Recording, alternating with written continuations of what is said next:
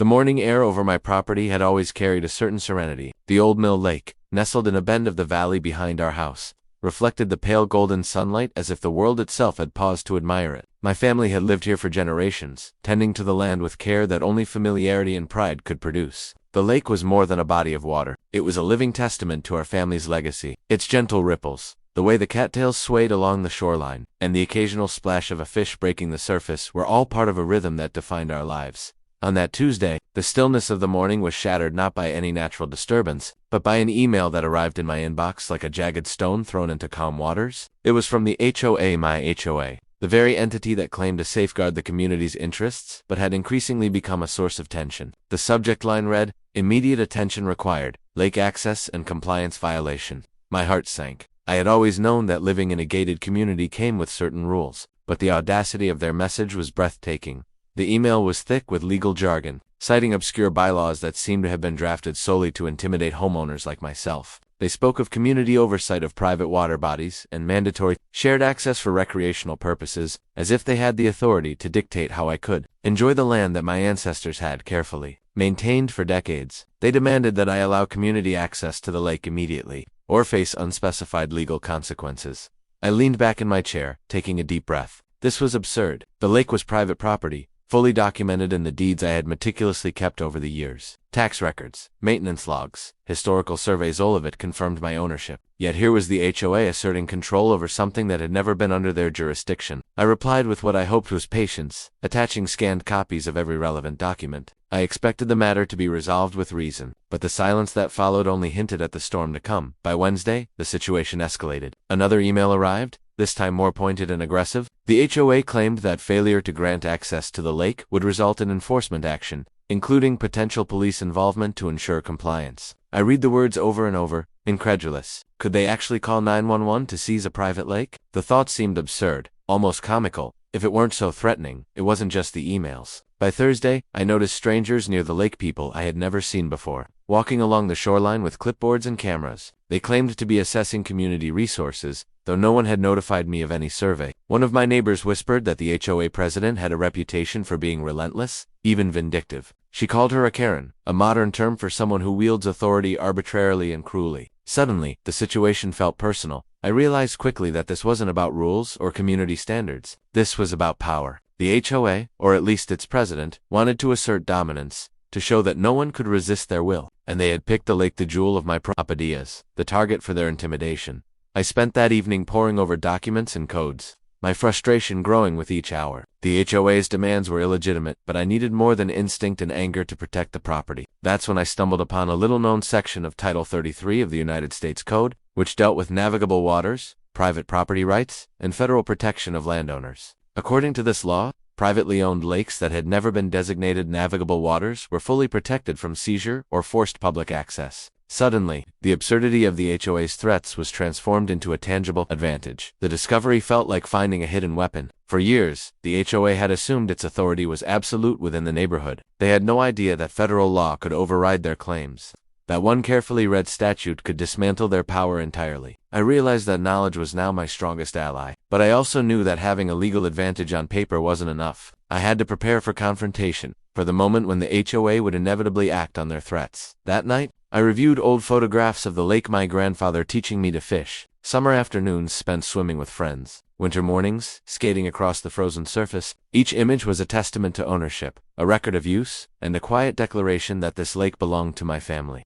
not to some overreaching board of self-appointed enforcers. I began to catalog maintenance logs, receipts for repairs to the dock and dam, even notes on the wildlife and ecosystem I had preserved over decades. Every detail could serve as evidence if the situation escalated to court. By Friday, the tension in the air was palpable. Neighbors who had once been casual acquaintances avoided eye contact, perhaps fearing involvement or retaliation. I noticed unmarked cars parked near the entrance to the property and movement along paths that should have been private. It was clear that the HOA's threats were no longer just words. They were preparing to test the boundaries of their authority. That I spent the weekend methodically preparing. I installed cameras to document anyone approaching the lake without permission. I double-checked property lines with survey maps, ensuring that every inch of land and water under my control was accurately recorded. I compiled every federal code, every state law, every case precedent I could find that protected private property against HOA overreach. By Sunday night, I had a binder that could have served as a legal arsenal. And yet, despite the fear and the mounting intimidation, a strange sense of resolve settled over me. The lake had survived generations. It had weathered storms, floods, and droughts. It would survive this too, if I remained vigilant, knowledgeable, and calm. The HOAS president, the so-called Karen, may have thought she held ultimate power, but she had no idea of the preparation, strategy, and legal understanding I now possessed. As I watched the sun set over the Mill Lake, casting long golden reflections across the water, I felt a mixture of anxiety and anticipation. The storm was coming,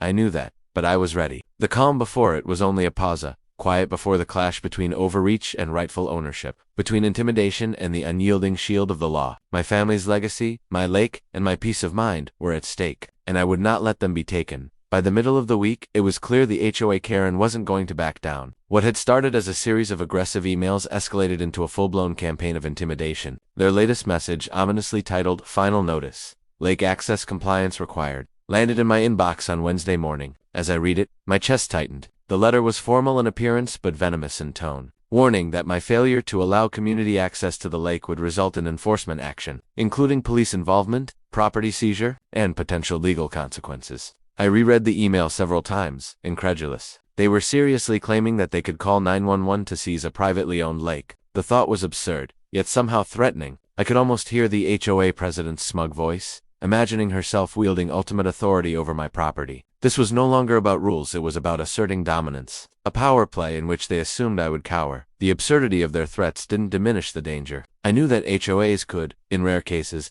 manipulate local authorities or exploit neighbors' ignorance to intimidate property owners. I had to be ready for any attempt to make their threats a reality. That night, I meticulously gathered all evidence of my ownership and the lake's history. Deeds, tax records, old maps, photographs, and even decades-old letters referencing the lake's boundaries. Everything had to be in order. Thursday morning brought another layer of unease. I noticed a strange vehicle parked across the street from my property. Its windows were tinted, and no one inside made any attempt to be discreet. A second car appeared in an afternoon, parked near the public road leading to my driveway. Later, a neighbor, a retired police officer, confided that she had seen several HOA board members near the lake, walking the shoreline with clipboards and cameras. "They're casing it," she whispered, shaking her head. "They think intimidation will make you fold." I spent the day strategizing. I realized the HOA's strength was entirely psychological. Their power depended on fear, confusion, and the assumption that I wouldn't know my rights. The federal code I had discovered, Title 33 of the United States Code, governing private and navigable waters, was my secret weapon. If the HOA attempted any unlawful action, their threats could backfire catastrophically. Civil suits, harassment claims, and federal violations all became potential liabilities for them. I also began documenting everything in real time. Every strange car, every unsolicited visit to the property, every phone call or email from the HOA was logged meticulously. I photographed the vehicles, captured license plates, and noted the times and details of each incident. Each entry would serve as evidence if the situation escalated further. I realized that by staying calm and organized, I could turn the HOA's aggression into their weakness. By Friday, the intimidation tactics became more personal. I received a voicemail from the HOA president, her tone dripping with condescension. She insisted that the lake was a community resource and that I was obligated to grant access. She threatened legal action and hinted that local law enforcement could be called at any time to enforce compliance. I played the message back several times, transcribing every word. This was no longer just a battle over property, it was psychological warfare. That evening, I reviewed case law on HOA overreach, noting several precedents where courts sided unequivocally with property owners. Time and again, HOAs that attempted to claim authority over private property without due process were rebuked. The law was clear. A private lake, not classified as navigable waterway, could not be seized, forcibly accessed, or controlled by an HOA. I realized that the key to victory wasn't anger or confrontation, it was preparation, documentation, and patience. The next day, I installed discrete cameras along the lake's perimeter and near my driveway. They were subtle enough not to provoke panic, but effective enough to record any trespass or harassment. I created a binder of all relevant federal and state statutes, combined with photographs and records of the lake, so that if the HOA made any move, I could respond immediately and decisively. By Saturday, the neighborhood itself seemed to sense the tension. Conversations were hushed, casual greetings replaced with wary nods. It was as if everyone was waiting for the inevitable confrontation. Even longtime neighbors seemed unsure how far the HOA might go. Their leader, the so-called Karen, had developed a reputation for relentless enforcement of rules, no matter how absurd, and now her focus was squarely on me. Late that afternoon, the HOA president showed up in person. She didn't knock or announce herself. Instead, she parked in the middle of my driveway, camera in hand, and began photographing the property. I stepped outside calmly, holding a folder of documents. She turned and smiled, a cold, calculated smile that made my skin crawl. "You know," she said, "you can make this easy or hard. It's your choice." I replied evenly that the land my property deeds were not. She waved her hand dismissively and muttered something about calling. 911. If I refused to comply. That moment crystallized the entire battle. The HOA's power was nothing but threats and posturing. They relied on intimidation to bend homeowners to their will. But I had anticipated this moment. Every photograph, every legal citation, every carefully documented record was prepared to neutralize their threats. I realized that the confrontation could happen at any time, and the HOA would likely underestimate the strength of preparation grounded in law. Over the weekend, I continued my surveillance and documentation. I mapped the lake's boundaries in detail, compiled maintenance receipts dating back decades, and even interviewed neighbors who could attest to my uninterrupted ownership. Each step reinforced my confidence that any attempt by the HOA to seize or interfere with the lake would not only fail, but could expose them to serious legal consequences. By Sunday night, I reflected on the escalating week. The HOA had made clear that they would not relent, that intimidation was their chosen method of enforcement. Yet, I felt a strange mixture of anxiety and empowerment. The storm was coming, but unlike them, I had preparation, patience, and the law itself on my side. Their threats, no matter how aggressive, were hollow against documented rights and federal statutes, and so, with the lake calm and shimmering under the fading sunlight, I prepared myself mentally for what was to come. The battle was no longer hypothetical, it was imminent, but this time, I was ready. Not with anger, not with confrontation, but with evidence, knowledge, and a strategy that would turn the HOA's overreach against them. I knew the coming week would test patience, resolve, and nerve, but I also knew that when the storm hit, the law and careful preparation would be my shield. The morning air was unusually crisp, carrying a faint scent of wet leaves from the previous night's rain. I could sense the tension in the property even before opening my front door. The lake lay still, serene as always, but something in the atmosphere felt charged, like the calm before a storm. I had been expecting this day, the day when the HOA Karen, emboldened by her own sense of authority, would attempt to force the issue in person, and she did not disappoint. Just as the clock struck 10, I noticed a familiar vehicle turning onto my driveway. The HOA president, flanked by 2 board members and carrying a small video camera, stepped out as if she were entering her personal kingdom. Her eyes narrowed at the sight of me, and the expression on her face said it all. She had come to assert power, and she expected fear in return. But I felt no fear, only determination. I greeted them calmly, keeping my tone neutral. "Good morning," I said, holding a thick folder of documents. She didn't return the greeting. Instead, she waved the camera as if to say, "Everything you do will be recorded, so don't even think about resisting." The board members followed her lead, their expressions tense, clearly waiting for a signal from their leader. "Let's get straight to the point," she said, her voice firm and cutting through the morning stillness. "This lake is a community resource. You are required to allow access under HOA regulations. Refusal could result in immediate enforcement, including involving local authorities." I kept my voice calm but unwavering. "I understand your position," I replied, "but this property, including the lake, has been privately owned by my family for generations. According to Title 33 of the United States Code, as well as state property law, this lake is fully protected as private property. Any attempt to seize it or enforce unauthorized access would be illegal and actionable." The HOA president's eyes flickered just for a moment, but she quickly masked it with a sneer. "You think federal law protects you?" she asked. "This is a community. We have authority here." I shook my head slowly. "No, you have the illusion of authority. You have bylaws that only govern community facilities, not private property. Your threats of police involvement or seizure are baseless. Any attempt to enforce them could result in harassment claims, trespassing charges, and civil suits. I've documented everything: your emails, your phone calls, your visits. Every time you've trespassed or threatened action, you are on record. Proceed at your own risk." Her expression hardened. She took a step closer, gesturing toward the lake. "I can call 911 right now, and they'll enforce access." I smiled slightly, keeping my tone firm and unflinching. "Go ahead. Call them. When law enforcement arrives, I will calmly explain the situation, present the deeds, and provide a copy of the relevant federal code. The law does not give emergency powers to seize private property without due process. You would only embarrass yourself and risk legal consequences in the process." For a tense few moments, she stared at me, her mouth opening and closing as if searching for a retort. The camera in her hand wavered slightly. I could see the realization dawning. She had underestimated the preparation and knowledge I had brought to this confrontation. The power dynamic had shifted entirely. She was no longer in control. I handed her the folder, carefully opened to the sections I had highlighted. Federal code, case law, property deeds, historical surveys, all laid bare, ready to dismantle her argument. "These documents outline your limits," I said. They make it clear that you cannot enforce your will on this property. Any attempt to do so could expose you and the HOA to serious legal repercussions.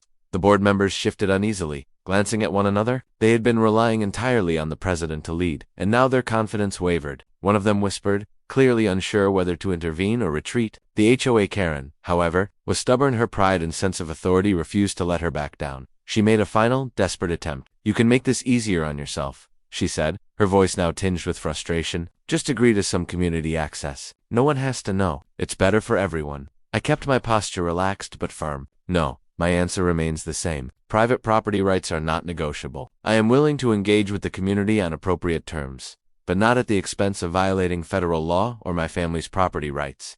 Her face reddened, a mixture of anger and embarrassment. The camera lowered slightly, her hand trembling. She had expected me to panic, to submit, or at least hesitate, but I had stood firm, backed by knowledge and preparation. The entire strategy of intimidation had crumbled before her eyes. The silence stretched for what felt like an eternity. Then, slowly, the president turned and gestured to her board members. Without another word, they retreated to their vehicles. The camera, now dangling uselessly at her side, recorded nothing of consequence. Their threat of immediate action had dissolved entirely in the face of calm, reasoned defiance, and documented legal authority. I let them leave without further confrontation. There was no need to escalate. The HOA's bluff had been called, and they had folded without a fight. It was a victory not of anger or force, but of preparation, patience, and knowledge. Every step I had taken researching the federal code, documenting my property, installing cameras, logging every interaction had culminated in this moment. After they drove away, I walked to the lake, letting the calm water soothe my nerves.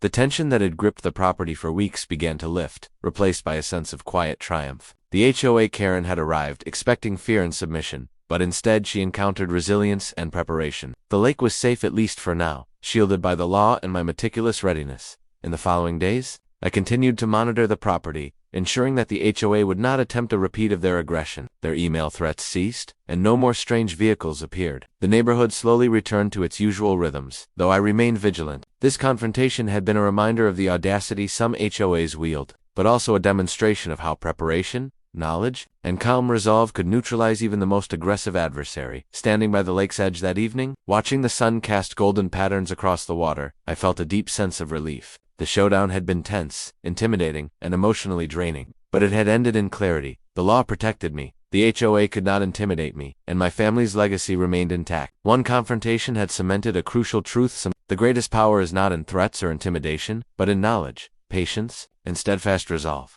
The days following the showdown were unexpectedly calm. The HOA, once a looming presence of intimidation and threats, retreated completely. There were no more unannounced visits, no more veiled threats, no more mysterious vehicles parked near my driveway. It was as if the storm had passed, leaving only the lingering quiet of a neighborhood that had witnessed a rare but decisive victory. For the first time in weeks, I could sit by the old mill lake without feeling a subtle tension in the air. The sunlight reflected off the water in gentle ripples, and the wind rustled through the trees like it had always done. But this calm felt different. It carried a sense of resolution, a quiet triumph born not of confrontation or aggression, but of preparation, knowledge, and patience. I realized that while the HOA Karen had wielded fear as a weapon, I had wielded the law, and it had been far more powerful. In the evenings, I began to reflect on the events that had unfolded. The HOA Karen had assumed she held ultimate power simply because she carried the title of president, and had a small group of board members who followed her lead. She had believed that intimidation, repeated threats, and the illusion of authority could force me to comply, but she had underestimated the power of preparation and legal knowledge. Every email I documented, every photo of the lake, every federal statute I highlighted, had created a protective barrier around my property. The law had been my shield, and the HOA had collided with it like a wave hitting a solid cliff. I also reflected on the personal toll the battle had taken, the stress of the confrontation, the anxiety of constant vigilance, and the uncertainty of how far the HOA might go were not trivial. There had been nights when sleep felt impossible, when my mind raced with what-ifs and worst-case scenarios. Yet every moment of preparation, the hours spent reviewing Title 33 of the United States Code, documenting property ownership, installing cameras, consulting with legal experts had been worth it. These actions had transformed fear into confidence, chaos into order, and threats into something entirely manageable. Over the following weeks, I made a deliberate effort to share my story with neighbors and friends. Many had faced similar harassment from HOAs but felt powerless, unaware of the legal protections available to them. I explained how federal and state law could override overreach, how documentation and preparation were essential, and how remaining calm and strategic in the face of intimidation could make all the difference. My story became a case study, a blueprint for others who might one day face the same kind of bullying. The HOA Karen, predictably, did not respond to these outreach efforts. Her retreat was a tacit acknowledgement that she had been defeated. The neighborhood, once tense and wary, slowly returned to normal rhythms. Children played near the lake, dogs chased sticks along the shore, and fishermen cast lines into the familiar waters. Life resumed its course, but with a renewed sense of awareness among neighbors that legal rights could be defended effectively, even against the most overbearing HOA. I took time to walk the property carefully, inspecting the lake, the dock, and the surrounding land. Everything was intact, preserved, and protected. It was a reminder that property is not just about ownership. It is about stewardship, about maintaining a legacy and ensuring that future generations can enjoy what was fought for. Each tree, each ripple in the water, each path along the shoreline was a testament to careful maintenance and dedication. And now, it was also a testament to resilience and the ability to defend what is rightfully yours. One afternoon, while sitting by the lake and writing notes for a potential guide to HOA confrontations, I reflected on a crucial lesson. Fear and intimidation can be powerful, but they are not insurmountable. Knowledge, preparation, and patience can neutralize even the most aggressive adversary. The HOA Karen had relied on bluster, threats, and the assumption that I would panic. I had relied on the law, meticulous preparation, and the calm understanding of my rights. In that clash, the law had triumphed. I also thought about the broader implications. Many homeowners face similar struggles, especially with aggressive or overreaching HOAs. They are often intimidated into compliance, unsure of where their rights end and the HOA's authority begins. My experience demonstrated that awareness and action can change that dynamic entirely. It was not about confrontation for the sake of ego. It was about protecting property, legacy, and principle. It was about asserting that no one, not even a self-appointed HOA president, can bypass the law. Over time, I began to take small steps to reinforce this lesson in the community. I offered advice to neighbors on documenting property, understanding bylaws, and identifying federal protections. Some were hesitant at first, intimidated by the prospect of conflict, but as the story of the HOA Karen spread quietly but powerfully, people began to understand that they too could defend themselves without aggression, relying on evidence, law, and preparation. Standing by the water one evening, watching the sun dip below the horizon, I felt a profound sense of satisfaction. The showdown had been tense, nerve-wracking, and emotionally draining, but it had ended decisively. The HOA Karen had been thwarted, and the property and, more importantly, the principle of rightful ownership was safe. I realized that sometimes the greatest victories are quiet, achieved not by confrontation or force, but by knowledge, careful planning, and unwavering resolve. The lake, shimmering under the fading sunlight, seemed almost to reflect that triumph. It was a symbol of endurance, of protection, and of the power of preparation over intimidation. The HOA Karen may have tried to assert control, but in the end, she had collided with something far stronger, the unwavering defense of property, law, and legacy. And so, life returned to its rhythm. The lake remained a haven, a place of family memories, personal reflection, and quiet enjoyment. The HOA Karen's threats were a distant memory, a lesson in the limits of authority when confronted with knowledge and preparation. I had not only protected a lakai, had preserved a legacy, asserted a principle, and ensured that intimidation could not overpower the law. The experience left me with a renewed sense of confidence. I knew that if the HOA ever tried to overstep ignore, if any similar threat arose, I had the knowledge, the evidence, and the composure to face it. And perhaps more importantly, I knew that my story could inspire others to stand up for what is theirs, to confront intimidation with preparation and calm, and to remember that the law is a shield stronger than fear, more enduring than threats, and ultimately, a protector of those who know how to wield it.